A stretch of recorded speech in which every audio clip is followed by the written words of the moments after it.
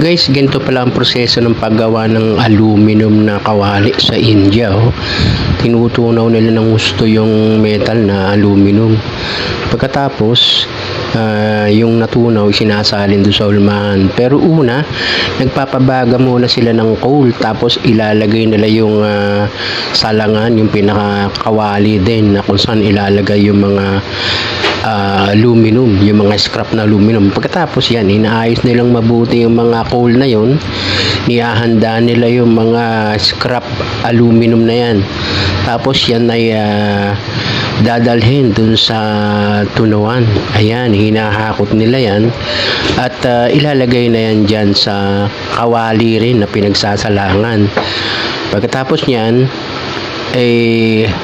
ayan, nag-aapoy yan, napakainit. Tapos yung pinakalatak niyan nasa ibabaw, yan pala ay tinatanggal nila. Ayan, nakita natin na talagang lusaw na at yung mga coal na ginamit nila dyan ay talagang nagbabaga ng gusto, meaning napakainit po talaga. Yun, tinatapon nila yan, sinasala, inaalis nga po yung latak.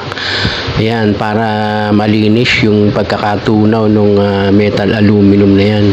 At pagkatapos tanggalan ng latak yan, maglalagay uli sila ng aluminum na tutunawin dyan. Yung naman pinakahulmahan ay ini-sprayan nila yan para hindi dumikit yung kawaling gagawin dyan. Ayan, merong maliit na butas dyan, doon sinasalin yung tunaw na aluminum.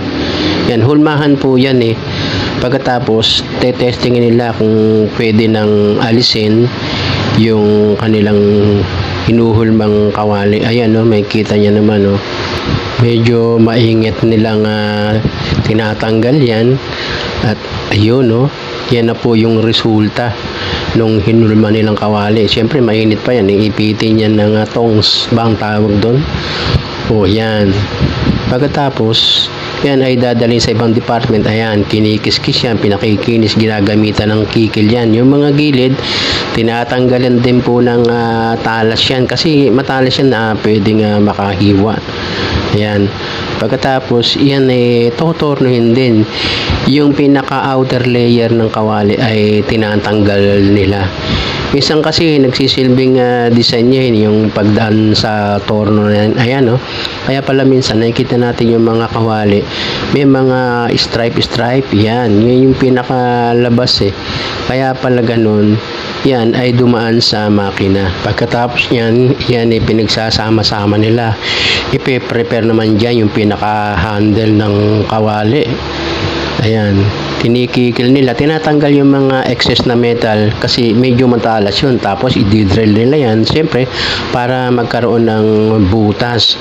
Lalagyan nila ng mga tornilyo yan. Kung mapapansin natin ay malalaki yung handle kasi malaki din yung ginawang kawali.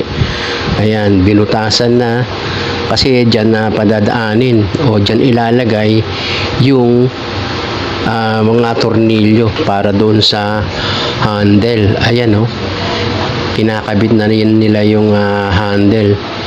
Ayan, talagang napakatibay nitong kawali to at pinagdikit na ng sticker. Ayan, tanda ng iyan ay ready na para dalhin sa market.